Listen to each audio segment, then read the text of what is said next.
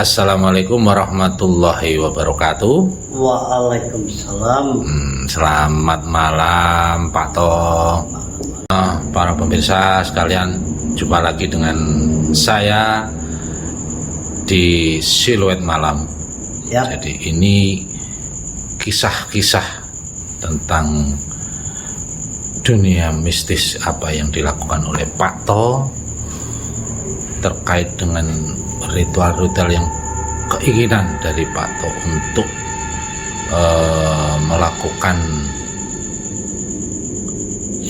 kebangkitan, kesuksesan dari rasa yang dialami karena usahanya mengalami kepailitan.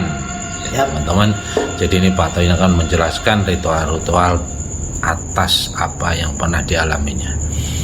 Silakan Pak To mengisahkan ritual atau kegiatan-kegiatan yang dilakukan untuk mengalami kesuksesan dengan cara cepat ini. Silakan Pak To. Terima kasih atas pertanyaan. Sebelumnya kalau ada kekeliruan mohon maaf. Ini apa yang kita alami pada waktu saya mengalami usaha kami mengalami kebangkrutan. Ternyata saya akan mencari jalan kesuksesan. Ternyata kita pergi dikasih tahu sama teman, pergi ke orang tua atau dukun. Ya ternyata kita menurut karena kita percaya sama seorang dukun itu tadi.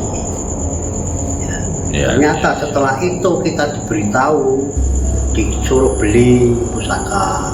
Kita menurut, kalau kita punya ini katanya bisa sukses, karena kita ini sebagai orang yang bodoh pada waktu itu. Nah, karena kita belum sukses, disarankan kita disuruh nyekar.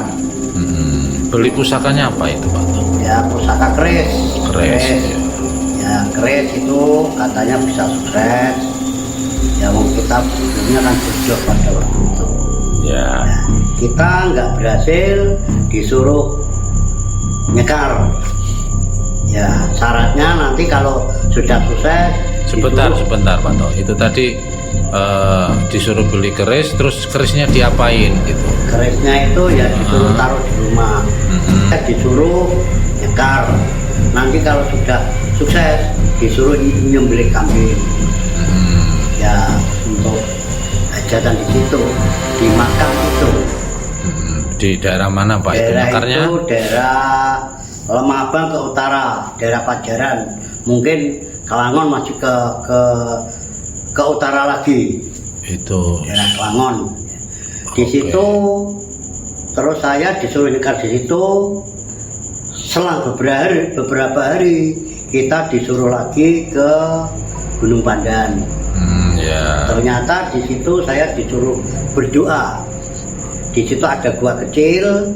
Saya di situ ada kayak seperti batu nisan, ada terowongan kecil. Saya disuruh berdoa di situ, mendengarkan suara apa itu. Dan ternyata suara seperti angin. Saya seperti angin. Ada suara angin. Sebenarnya kita ini ya takut berani. Ya. Takut berani. Sama siapa kesananya Pak To? Saya kira sampai ini ya atau seperti orang tua atau dukun itu. Ya kayaknya sudah almarhum. Ya, bersama dukunnya ikut ke sana berarti. Iya ke sana. Disuruh ini, disuruh ini saya menurut karena saya ini ingin sukses. Oke Pak To. Jadi setelah dari Gunung Pandan itu melakukan ritual tadi itu selesai, kira-kira apa yang dirasakan oleh Pak To ini? Saya rasakan itu beberapa hari, beberapa minggu, beberapa bulan itu kayaknya tidak sukses, tetap gagal. Apapun yang dikatakan seorang dukun itu tadi kita menurut saja, panggah tetap gagal. Akhirnya kita memutuskan pergi ke Jakarta saja. Nah, karena hutang-hutang selalu menumpuk, kita malu sama teman-teman, sama orang-orang itu karena gagal, ya kita merantau.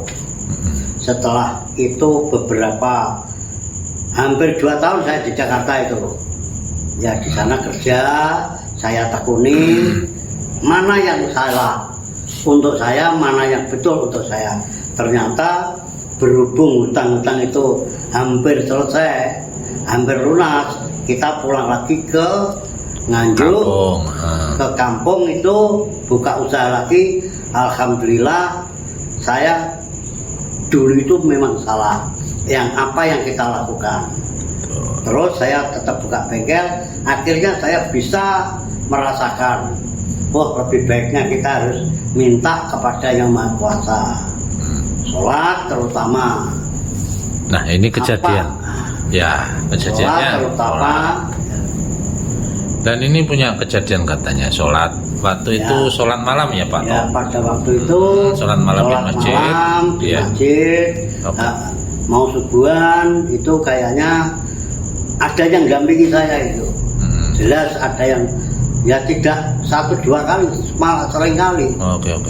Ya saya ya orangnya penakut, tapi ya wong sholat kita kan harus menguatkan iman saya, nggak boleh goyah. Itu apa yang kita lakukan itu sering. Terus didampingi. Terus setelah selesai sholat ternyata orangnya ada. Kayaknya itu nggak ada. Ya disitulah wong orang sholat itu kan wajib, mau nggak mau tetap saya lakukan. Nggak kelihatan orangnya siapa itu nggak ada. Ternyata kalau ada orang di dekat saya, oh itu sholatnya sholat sunnah kan sendiri. Padahal Pak waktu itu Pak To melihat jelas ya itu ada orang di samping ya. Ada orang di samping kanan saya, sering itu di samping kanan saya. Masya Allah, ya. Oke Pak To. Makanya sampai sekarang ini, ya mohon maaf saya ini orangnya masih penakut. Disuruh ke sana, ke itu, ya menyerah saya. Takut orangnya. Ya itu aja ya kita alami, ya terpaksa kita bisa memilih mana yang baik, mana yang kurang baik, mana yang lebih baik. Alhamdulillah sampai sekarang kita diridhoi karena berjalan, diberi rezeki barokah. Ya saya makan kayaknya turun itu. Alhamdulillah. Itulah petunjuk dari Allah. Amin.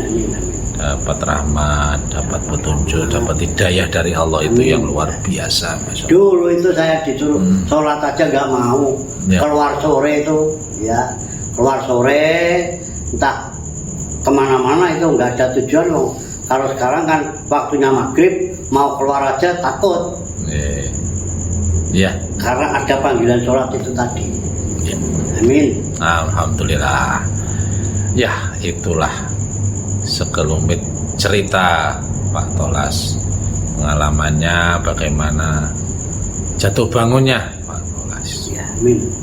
Dan alhamdulillah mendapat hidayah dari Allah, mendapat petunjuk dari Allah.